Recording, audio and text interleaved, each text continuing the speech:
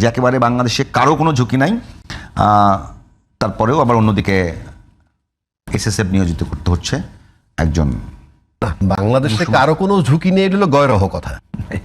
এটা গয়রহ, কারো কোনো ঝুঁকি নেই, এটা গয়রহ কথা। কারণ চুরি, ডাকাতি, খুন, হত্যা, রাহাজানি সবই বিরাজমান। এটা কোনো অপরাধ নয়, সব দেশেই থাকে, কম আর বেশি। কাজে কারণ এখন টার্গেট যদি আমরা এখন যেহেতু আলোচনার বিষয়বস্তু তারেক রহমান এবং খালেদা জিয়া, তো খালেদা জিয়া বেগম খালেদা জিয়া সম্পর্কে যা বলার বললাম।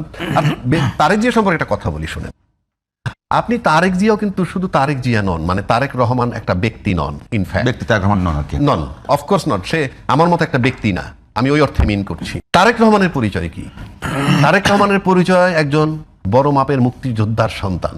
ঘোষক কি ঘোষক নয় বিতর্কে যাচ্ছি না, এটা নিয়ে কথা আছে, থাক। একজন বড় মাপের মুক্তিযোদ্ধার, জেট ফোর্সের নায়ক, তার অধিনায়কের সন্তান। পরবর্তীকালে তিনি রাষ্ট্রপতির সন্তান হইছেন, পরবর্তীকালে তিনি প্রধানমন্ত্রীর সন্তান হইছেন। বাংলাদেশে এরকম একটা সন্তান বিরল, মানে যার বাবা রাষ্ট্রপতি, মাও রাষ্ট্রপতি। রাষ্ট্রপতি মানে কোন অর্থে প্রধানমন্ত্রী, রাষ্ট্রপ্রধান। এগুলো একটা বিরল ঘটনা। বাংলাদেশে কিন্তু এ পর্যন্ত ইতিহাস কারো নাই। পাশাপাশি জিয়াউর রহমান সাহেবের আদর্শে গড়া একটা মানে কি বলে বিএনপি মতো একটা দল, সেটাকে রিপ্রেজেন্ট করেন উনি ওইটার বস হিসাবে। তো সবকিছু মিলাইলে Tarek Rahman is not a simple Tarek Rahman, number one.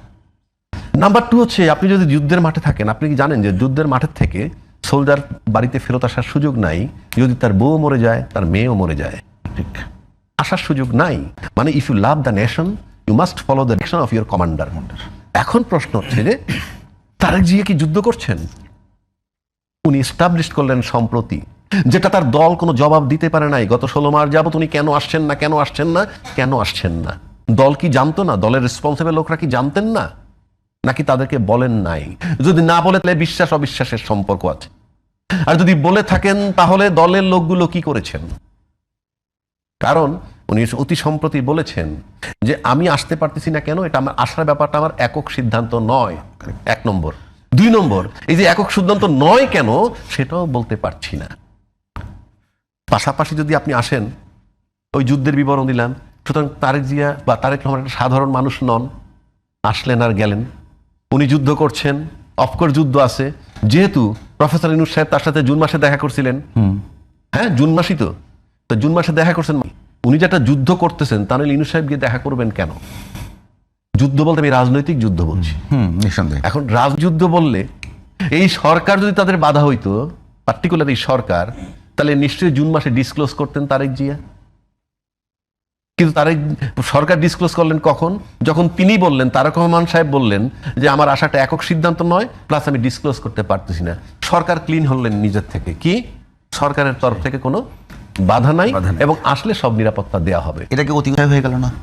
Tarique Rahman তো নিশ্চিত করে এখন পর্যন্ত নিরাপত্তা ঝুঁকি আছে এমনটা বলে নাই। না না, কিন্তু আসতে পারতেছেন না, আশাটা তার একক সিদ্ধান্ত উপরে নির্ভর করে না। এক, আবার বলছেন উনি সে পরিষ্কার বলতেও পারতেছেন না। সরকার হয়তো ভাবতেছেন তার সাইড থেকে কেউ যাতে না মনে করে, কারণ ম্যাচিউরড মানে দলের কেউ তো কিছু বলতে পারেন নাই। সরকার তার স্ট্যান্ডটা ক্লিয়ার করলো, 1 নম্বর। 2 নম্বর, আমরা কি এখন পর্যন্ত বিএনপির মতো দল থেকে কোনো উদ্যোগ দেখলাম?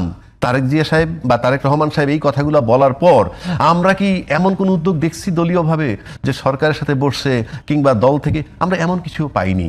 তাহলে মানে এই যে পাওয়া না পাওয়া, শেষ পর্যন্ত কেন তারেক জিয়া আসতেছে না সেটাও তাকে ডিসক্লোজ করতে হইল, এবং তার নিরাপত্তার ঝুঁকি আছে কিনা সেটা আবার সরকারকে ক্লিয়ার করতে হইল।